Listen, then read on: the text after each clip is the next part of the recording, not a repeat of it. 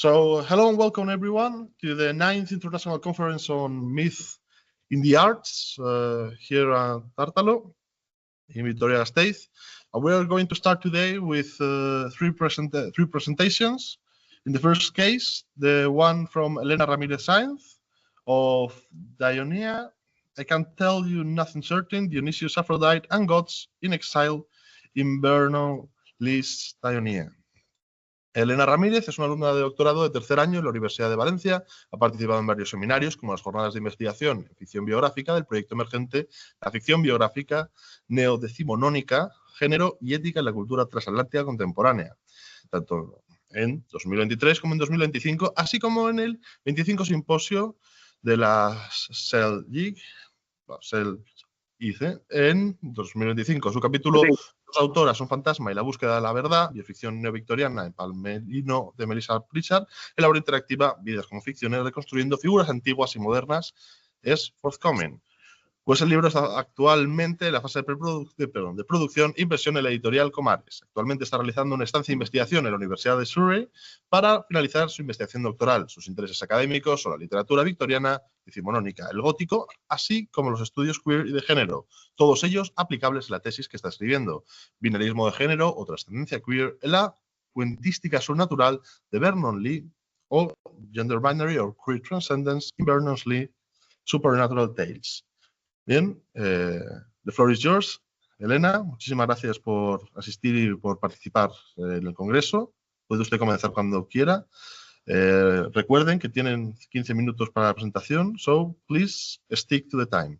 Muchísimas gracias. Yes, thank you for that wonderful introduction, and thank you for the Congress that so far has been incredibly interesting. So I will not waste any more time, and I will just go right ahead. So the title is Of Dionia, I Can Tell You Nothing Certain, Dionysus, Aphrodite, and Gods in Exile in Vernon Lee's Dionia. Just a brief introduction of the author, because she's not very well known. Vernon Lee was born Violet Paget in the year 1856 in Boulogne, France, to British expatriate parents, and she would grow up traveling through Europe, though she would later in her 20s visit the UK. She is very much part of this cosmopolitanism that we were talking, that is known throughout the 19th century, and her work, much like her person, feels very distant from the English character, echoing far more the other continental European traditions and interests. She would ultimately retire to Italy, her favorite country, where she would die in 1935. Now, Lee's life is prone to speculation in part due to her romantic relationships with women, but also due to her androgyny, not just her nom de plume, because later on she would take on this name and was referred to it by her acquaintances and people in a close circle, but also due to the speculation that has surrounded her maybe gender identity, right, due to this. So there's a lot of speculation surrounding that in academics, but that is for later on maybe. Now, of the tale. The story was published in Lee's first short story collection, Hauntings, in 1890. Dionia tells the story of the girl by that name. It is written in epistolary format as letters of Dr. Alessandro de Rossis to the Lady Evelyn Savelli. In them, he updates her on his work, exploring the idea of gods in exile, which will be explored later on in this presentation, and also of Dionia, who is a girl that one day the town encounters washed up on the shore.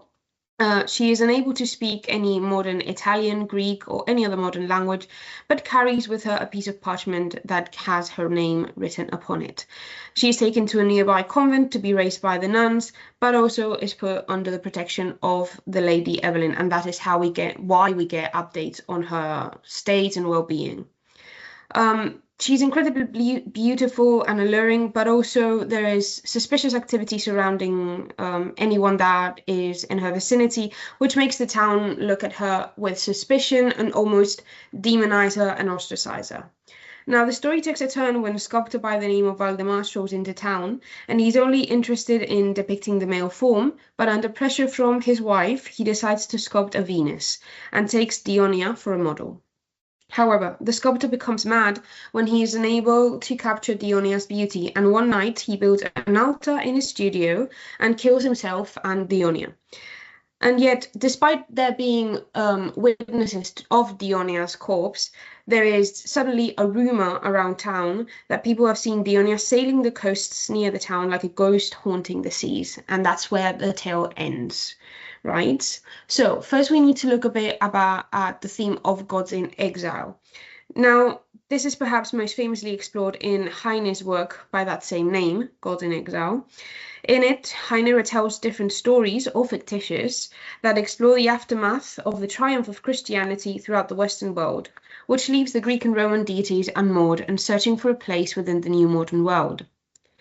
Heine tells stories of persecution and demonization of the gods by the people who, unable to recognize them, name them demons and the like. This, according to Heine, is a world that has decayed. This belief was similarly upheld by Lee, who viewed her time as pale and feeble in comparison with the previous 18th century.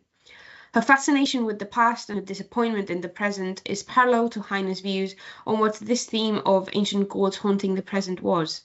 A way to connect with glorious ideals of humanity, a way to escape such a pale present. Much like ghosts within Lee's other tales, gods, exiled as they are a revenant of the past and haunt the characters and the narrative. She points as much in herself in her essay In Memoriam to Pater. Now, we need to look a bit at the gods that are referenced in Dionia, and I will say that I use the Roman and Greek names interchangeably because I'm not a classics scholar, so that will be fine. Now, Dione is first the most obvious due to Dionia's name. She is identifiable as a minor sea goddess, and she is believed by some scholars to be the mother of Aphrodite and also Dionysus. There's little that can be ascertained of her own identity, at least from what I've studied or explored. But what interests us here is precisely this link that has been established already between the gods of Aphrodite and Dionysus in the figure of Dione.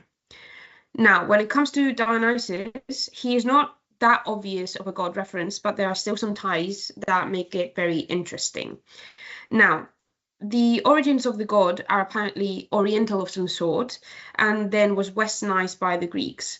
Lee remarks as such in her essay In Memoriam to Pater, and as Friedman points out, he is represented as an almost androgynous being due to this Orientalism, but still deeply sexual in his nature.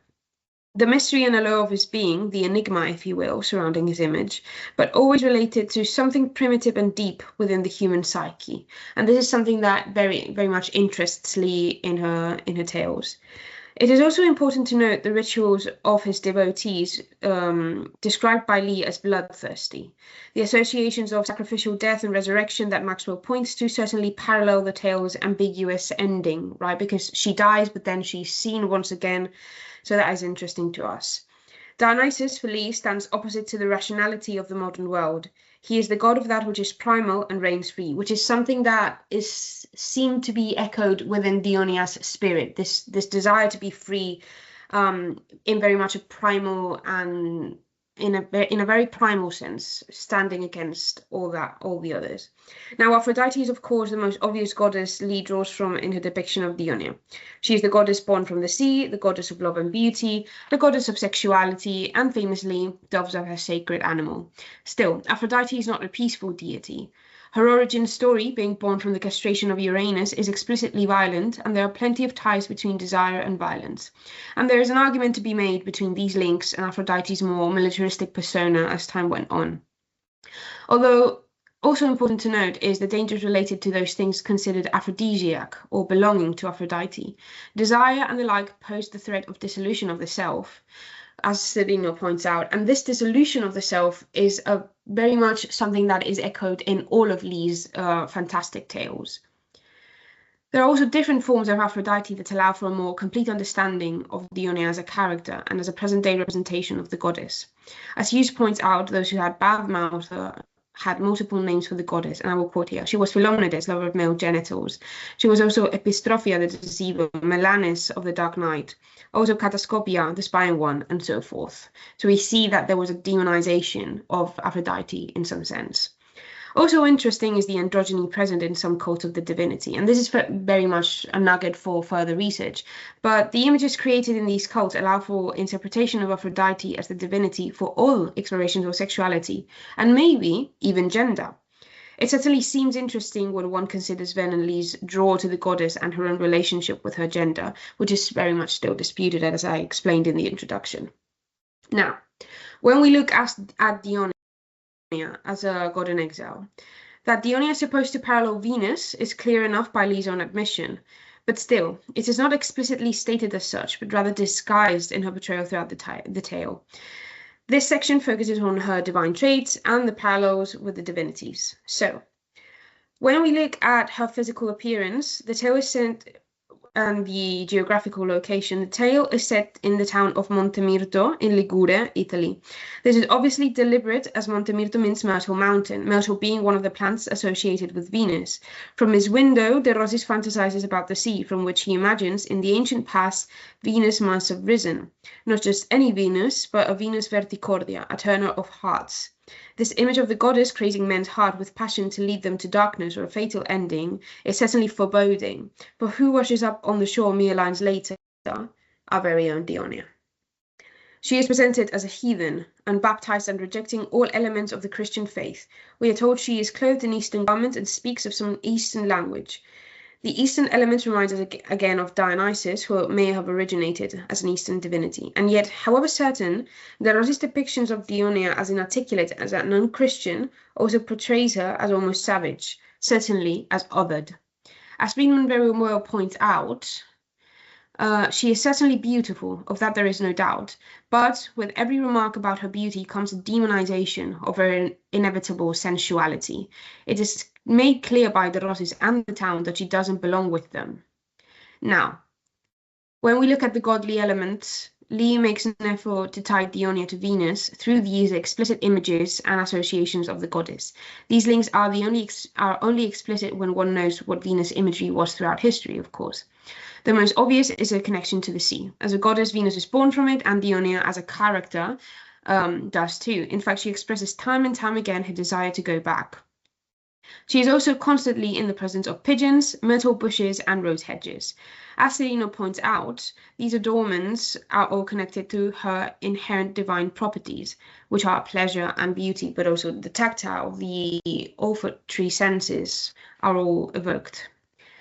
Now, as Heine pointed out in his text, with the triumph of Christianity came the demonization of pagan cultures, which explains this evil doppelganger, as Evangelista puts it. And certainly, at first, Dionia is viewed suspiciously as other. But as time goes on and strange occurrences happen whenever she is around, she is ostracized and feared by the town, who refer to her as a witch. Even De Rossi seems to grow cautious of Dionia as he describes the terrible accident of a man who pestered Dionia even after she rejected his advances, and I quote, "But still, the coincidence is strange and uncomfortable. Last week the lightning struck a huge olive. Under the olive was Sor Agostino himself, who was killed in the spot, and opposite, not 20 paces off, drawing water from the well, and hurt and calm, was Dionia. I told him," Dionia said very quietly, "that if he did not leave me alone, heaven would send him an accident." Now, it is important to note that Dionia as a tale does not exist in isolation. Within Hauntings, we read stories all exploring the idea of male artists or intellectuals attempting and failing to capture the female form, as Maxwell points out. As to why Dionia agrees to pose for Valdemar, it's to prove his idea of beauty of the feminine form wrong, for he deems the female form unsuitable for sculpture.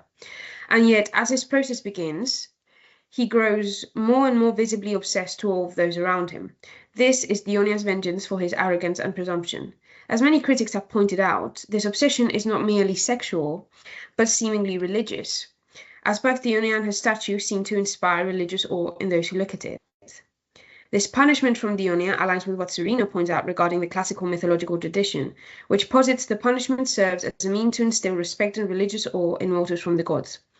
This certainly explains why De Rossi is spared, because he has treated Dionia with care, and towards the end, he seems to feel that spiritual awe. It is interesting to note that Valdemar points to the significance of the soul in art due to the supposed risk of capturing one's likeness. This foreboding sense of death is interesting when one realizes the end of Dionia. Frustrated with his inability to capture Dionya's likeness, Valdemar kills her and then himself. De Rossis details how Valdemar seems to have placed Dionya's body on top of an altar, as if the corpse were the statue all along. This is of note as it coincides with an ideal expressed in much of Victorian Gothic literature, as explained by Maxwell. And yet Dionya still refuses to be trapped. De Rossis concludes his tale by retelling a rumour that has taken over the town, and I will quote now. Of Dionya I can tell you nothing certain. We speak of her as little as we can. Some say they have seen her on stormy nights wandering among the cliffs, a Greek boat with eyes painted on the prow, going full sail to sea, the men singing as she went. And against the mast, a robe of purple and gold about her, and a myrtle wreath on her head, leaned Dionya, singing words in an unknown tongue, the white pigeons circling around her. She remains a mystery and returns to her sea. Now, Dionya's refusal to be confined to an ideal or to a form resembles the very literature the tale is part of. As Lee explained, if the identification of Dionya with Venus were to be made explicit, there would be no story. Definition, as Maxwell says, is the enemy of the supernatural. And so when she escapes her mortal body, if we were to consider that, Dionya Venus returns to the sea from which she first originated, returning to her old time and escaping the present day. So she is no longer a god in exile. Thank you for your attention.